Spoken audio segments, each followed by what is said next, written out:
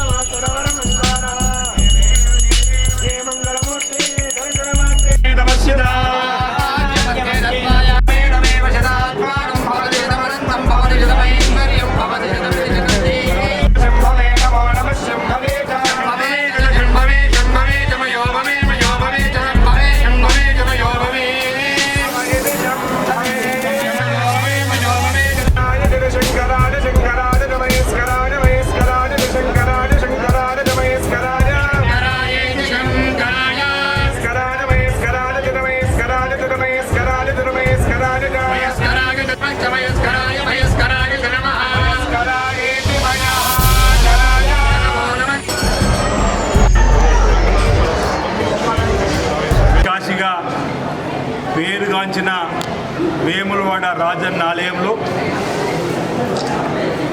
కోరిన కోరికలను తీర్చే పేదల పెన్నిధి రాజన్నను దర్శించుకుంటే మా కష్టాలన్నీ తీరునని భావించే భక్తులకు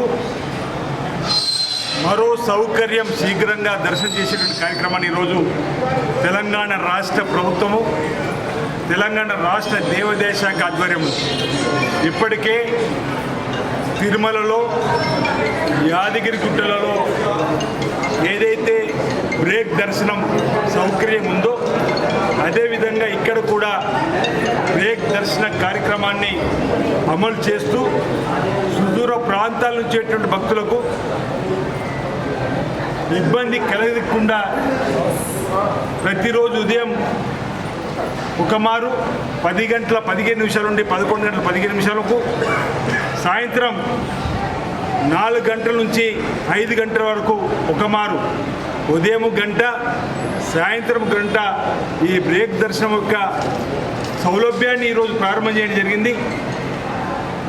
ఒకరికి టికెట్ 300 రూపాయల రుసుమును ఇదే లైన్లో కోడెను భారతదేశంలో ఏ దేవాలయంలో లేని విధంగా ఈ రాజన్న దేవాలయంలో కోడెను సమర్పించడం స్వామివారికి ఆనవాయితుంది.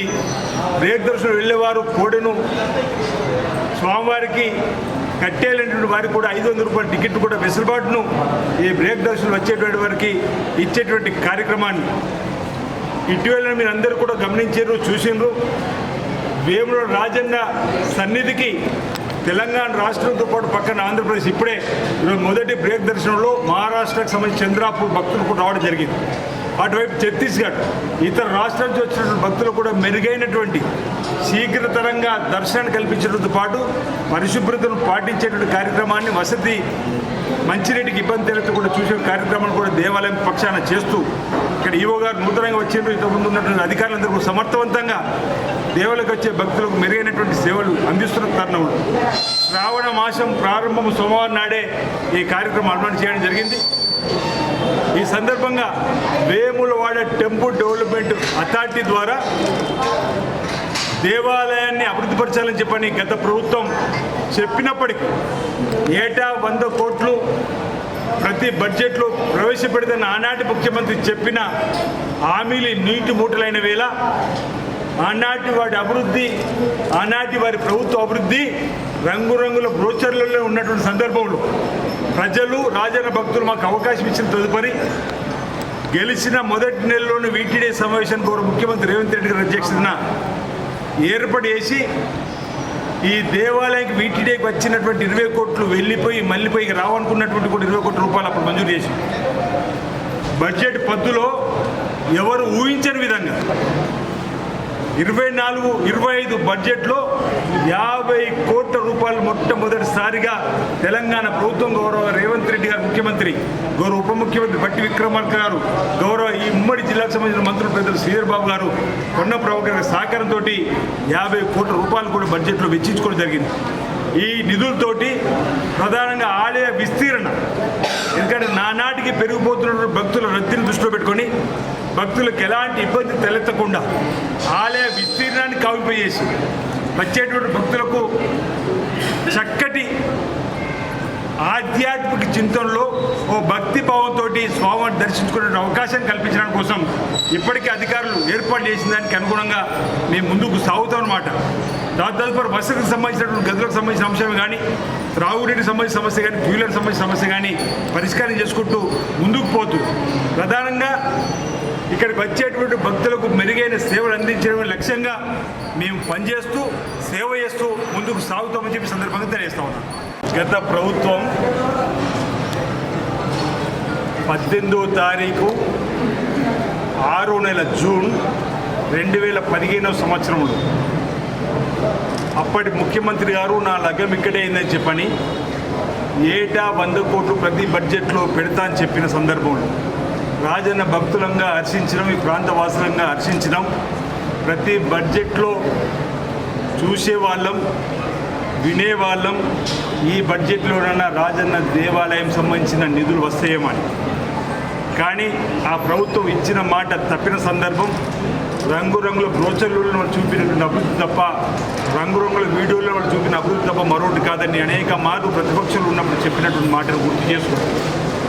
ఈ ప్రాంత ప్రజలు ఆ దేవుడు ఆశీస్సులు, ఆ రాజన్న ఆశీస్సులు ఎమ్మెల్యేగా ఎంపికైన తర్వాత దేవాలయ అభివృద్ధికి కట్టుబడి ఉండాలని మేము ఏనాడు బడ్జెట్లో రాజన్న దేవాలయం నిర్దిస్తామని ఎక్కడా చెప్పకున్నప్పటికీ మా బాధ్యతగా రాజన్న దేవాలయం గతంలో 2 మార్లు చైర్మన్గా పనిచేసినటువంటి సేవా భావంతో బాగా అవగాహనతోటి వాళ్ళు చేయని పని మనం తప్పనిసరిగా చూపించాలని చెప్పండి. ఇంతకుముందు చెప్పిన మళ్ళీ చెప్తున్నా, వీటీడీకు 20 కోట్లు వచ్చి మళ్ళీ పోయి ఇక తిరిగి రావనుకున్నవి 20 కోట్లు తీసుకురాగలిగింది. గత ప్రభుత్వం ఈ దేవాలయం నుంచి 6 కోట్లను ఇతర దేవాలయానికి కామరిని తరలించే ప్రయత్నం చేసింది తప్ప ఈ దేవాలయం నిధులు తీసుకురావాలనే ఆలోచన రాలే ఆ ప్రభుత్వం. కానీ ఈరోజు మేము అసలు ఆ ప్రభుత్వం బడ్జెట్లో పెడతాను పెట్టలేదు. మేము మొన్నటి 24-25 సంవత్సరం బడ్జెట్లో 50 కోట్ల రూపాయలు దేవాలయ అభివృద్ధి కోసం పెట్టినామంటే ఈరోజు మా కమిట్మెంట్ను లేదా ఆ దేవుడు ప్రజలు మాకు ఇచ్చిన అవకాశాన్ని ప్రాంత ప్రయోజనాలకు ఉపయోగపడే విధంగా చేస్తున్నమాట సందర్భంగా గమనించాలని చెప్పని ఈ ప్రాంత రాజన్న భక్తులు ప్రజలు గమనించాలని సందర్భంగా కోరుతూ రాబో రోజుల్లో మరిన్ని నిధుల్ని గౌరవ ముఖ్యమంత్రి రేవంత్ రెడ్డి గారు ఈ ప్రాంతానికి వచ్చినప్పుడు దేవుల అభివృద్ధికి కట్టుబడి ఉంటామన్నటువంటి మాటకు అనుగుణంగా ఈ డబ్బులు రావడం జరిగింది. డిప్యూటీ సీఎం బట్టి విక్రమార్క గారు, పెద్దలు శ్రీధర్ బాబు గారు, పొన్నం ప్రభాకర్ గారి సహకారంతో ఈ నిధులు వచ్చినాయి. త్వరలోనే దేవాదాయ సంబంధించినటువంటి అధికారులు రావడం జరుగుతుంది. ఈ అంచనాలకు అనుగుణంగా ఆలయ విస్తరణ సంబంధించినటువంటి పైన చర్చ జరిగి ఆలయ విస్తరణ చేపడతామని సందర్భంగా చెబుతూ ఇటీవలని శృంగేరి పీఠాన్ని కూడా వెళ్ళడం జరిగింది.